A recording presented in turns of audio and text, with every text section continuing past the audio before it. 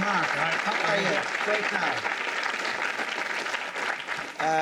There was a few reactions here in the front row when your names were announced, but I don't know who you are. Yay! Who are you?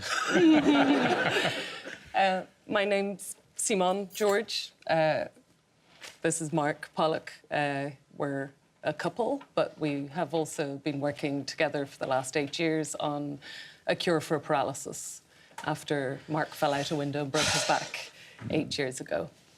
But I don't know. Before that, Tommy, I used to be a burglar. A blind adventure racer. Yeah. What? Well, I'm blind as well, but that's unrelated to the paralysis. I went blind when I was 22 in '98, and then I got into adventure racing and did a race to the South Pole. And then when I was at the height of my powers, I fell out a window and broke my back just to cut me down to size. And now we're trying to find a cure for paralysis. I love that you're looking at me like this isn't real. And it felt like that for a long time. The irony of Mark being blind. We also met because although people think I'm a dance teacher, I'm not. I'm a human rights lawyer, but I spent a lot of time in Spain and a lot of my youth in salsa clubs till early in the morning. And when I met Mark, he wanted to learn how to dance because he'd done these races on Everest and at the South Pole, but like all other Irishmen, he used to hang on to the bar in clubs and was terrified to go and dance and thought he should conquer that last fear. And so I met him teaching him how to dance. So the irony of him breaking his back 4 weeks before we were due to get married is not lost on anybody. I mean, there's so many dramatic strands to this story. It's hard to know where to start. How did you fall out the window? I don't know, but I suspect I got up to go to the bathroom. It was about 11 at night, and as a blind person, I used to use my hand to feel along the wall to find my way. And that night, I was in a house in England, and it turned out the window was open, and it was quite a low windowsill, and I think my hand found an open space where the closed window should have been, and I cartwheeled out 2 stories. But that's a theory. Yeah. Did you... were you knocked unconscious when you... Yeah. A few of my friends were outside having a glass of wine, and I landed pretty much beside them. In his boxer shorts. In my boxers. I'm glad I had the boxers on right enough. But yeah, it's bad enough being paralysed out and embarrassed as well. Yeah. I mean, some lads would be happy enough to be out there, but not me. So no, I did an unconscious, fractured my skull and bleeds in my brain and internal injuries, and then of course couldn't feel or move anything from my stomach down. All of that added to the blindness. So this is the upbeat slot you've got tonight. Well, we're all laughing. How did you go blind? Well, I was born very short-sighted, so I lost the sight of my right eye when I was 5, and then growing up I went into rowing because I wasn't allowed to play contact sports, and then when I was 22 it just deteriorated rapidly in the space of 2 weeks. Spontaneously detached retina. Yeah. And you mentioned climbing Everest or something. Was it? Well, no, I did. I think climbing mountains was always too risky. I thought a lot of people die on Everest. So I was a sportsman. I was a rower, and then rowers. I mean, the truth about rowing is, everyone says that's really hard sport, but most rowers would love to play some kind of ball sport. Most rowers just can't catch or kick a ball. So, we're all sort of driven to train and then do long distance events. So a lot of guys get into triathlon. I got into adventure racing and did 6 marathons in a week in the Gobi Desert. I did the Everest Marathon. I did the North Pole Marathon, organised by an Irish guy. The Dead Sea Ultra, did Ironman triathlons, and eventually did a 43-day expedition race to the South Pole. So they were all adventure races. I was kind of just a sportsman doing races in more and more dramatic backdrops, but definitely not a climber. But this is before the paralysis. This is before the paralysis. So you're doing these things blind. Yeah. Blind adventure racer, and Yeah. then making his living talking to people about what you learn when you put yourself in the extremes of experience. So what you learn about teamwork and yourself when you spend 43 days blind walking in the footsteps of Shackleton to the South Pole. But the universe obviously decided that wasn't enough of a challenge for Mark and gave him another one. Can I ask you, what did you learn on those trips? Well, I've both tested it in theory, because I used to go along and talk about this. So prior to the paralysis, I used to speak about the idea that sometimes we choose our challenges and sometimes challenges choose us. So the blindness chose me. I chose to go to the South Pole. Challenges exist, but what you decide to do about it, that's what counts, and that's what you can control. And I used to talk about that. I used to get paid to speak to companies to talk about those ideas. And of course, then I fell out the window and I was lying in intensive care, wondering whether it was a load of nonsense, whether it was just a way of me making a living, questioning whether those talks I used to do were going to be things and going to be decisions that I was going to make as I faced into being blind and paralysed. And I wrote a blog and posted it in the middle of the night in intensive care. No filter, high on morphine. You're lucky, are you? I did like it, I have to say. He was great crack. But I suppose the answer is that I learned that you have a choice to be a spectator or be a competitor. You have a choice to be a realist or an optimist. And the idea being that if you're an optimist, you risk being disappointed and demoralised if the best case scenario doesn't play out. But a realist confronts the brutal facts of now, blind, paralysed, not going to get out, terrible. But the realists don't just look at all the terrible stuff. They also say, well, in my case, I can use my arms, I've got my brain, I'm alive, I've got Simone here, I've got my family, I've got loads of support. So the brutal facts are all of the facts, and it's that liberating place that is the starting point to move on to do other interesting things in the aftermath. There's a kind of there's an optimism that can be very oppressive because it doesn't allow for any darkness. Yeah, exactly. And for it to be okay for people to say, this is shit. Yes. Yes. And I'm not going to be part of some positive health story. Yes. And to allow ourselves as a culture to say that, some things are shit. Yeah. On top of everything. You see, that is the truth.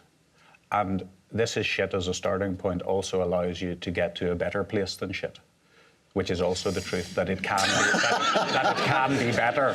Yeah. So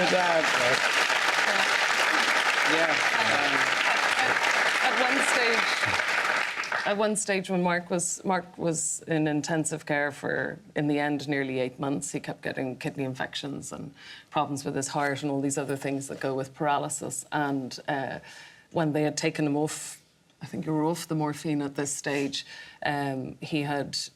there were a few days which were very frightening, and he had just stopped speaking and had stopped smiling, and the nurses and the doctors had noticed that his winning smile, and they were worried it had gone. And I had to say to Mark, they're going to get the psychiatrists, like they're going to start bringing in the drugs, like what's going on? You've stopped talking. And he just said, it's just fucking awful. It's just awful. And I said, while we all want you to come through this, you don't have to. You have the choice to take to the bed with the bottle of whiskey as well. You don't have to be the hero for me or for all the people who were watching what was happening. He needed to have the dignity of choice to maybe not to be that person. And actually, I think the thing that changed that, apart from you getting better, was a young guy came in on the ward who was I think he had his 18th birthday on the ward, and he had broken his neck. And I came in the morning at 8 o'clock, as I did every day, to see Mark, and he said to me, "Can you go over? That guy's been trying to get the nurse all night and he just wants to scratch his nose." And in the darkest place, suddenly there's this perspective, you know, that, yeah, as you say, you're lucky you were able to still use your hands. Mm. Yeah. What's your story, Simone? When did... 'cause he's an awful man for hogging the limelight, like...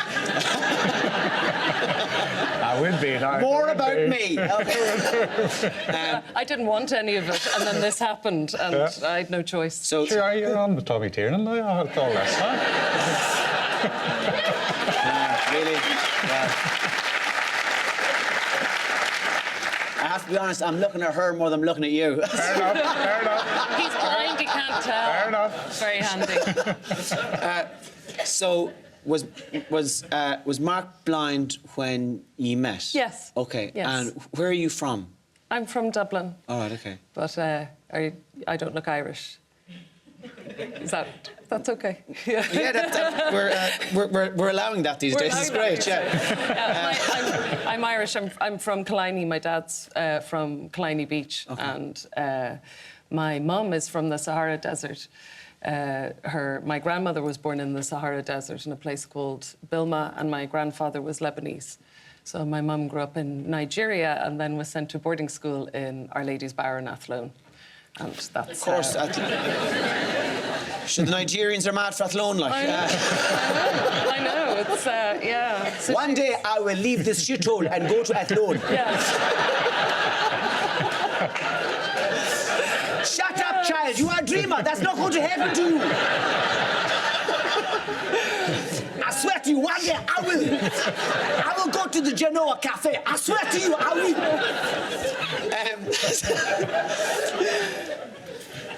So, you said that you were a human rights lawyer. Yes. So how does that happen? How does someone become?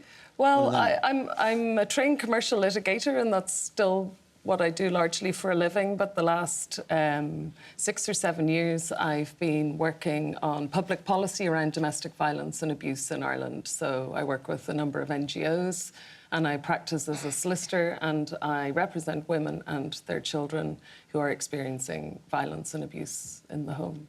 So I organise events that profile this issue. And talk about how we can change gender-based violence, not only in Ireland, but around the world. And, yeah. And so my skills as a lawyer, we get such a hard time as a profession, but when Mark broke his back, were really useful because I know how to research subjects that I know nothing about to try and understand it. So I spent a lot of the time when Mark was in intensive care researching, emailing scientists in the US and planning this world tour of the frontiers of spinal cord injury, which we then, when Mark finally decided he was going to live and not take to the bed with the bottle of whiskey, that this would be our next adventure, that we would look at a cure for paralysis. Can you tell me about that work and how it's going? Yeah. It is realistic to believe that a cure is possible in our lifetime. A cure is possible in what sense? I mean, like through robotics or through... It's a combination of interventions. So there's been a few breakthroughs. There's a device called a spinal electrical stimulator, and they excite the nervous system. So it's really exciting. The robot allows Mark, so we have this exoskeleton in Trinity. Mark can strap into it. It allows him to stand and walk, and it passively carries him. But when we put the electrical stimulator on his spinal cord, then his body can join in. Wow. So the analogy we use is it's like when Iron Man plugs the mini arc reactor into his chest, and then suddenly he becomes part of the suit. So we're trying to fit into where it's working and how it's working, and use that, and try and get this to as many people as quickly as possible. How do you spend now the next couple of months? Like, what do you go doing?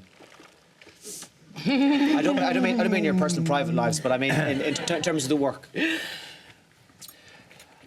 When we started this, basically, we were looking at raising 100 million to put a venture philanthropy fund together, and then we were looking at doing research funding for basic research. And at the end of the year, I was just like, but A, we don't have skills in practically any of those areas. Didn't matter. And B, it's absolutely exhausting. So I've been slashing what we've been doing, trying to focus. And in fact, one side of it is to tell the story, but the story really only leads on to having conversations, building relationships and getting people together. And part of that is not doing it as seriously as we've been doing it over the last while, but in fact, going out for dinner and having a pint and getting to know people on a personal level, because when that happens, the 100 millions do appear, the robots do appear, the research funding appears, things happen when relationships form, and that's kind of what we're focusing on now. Really? That's news.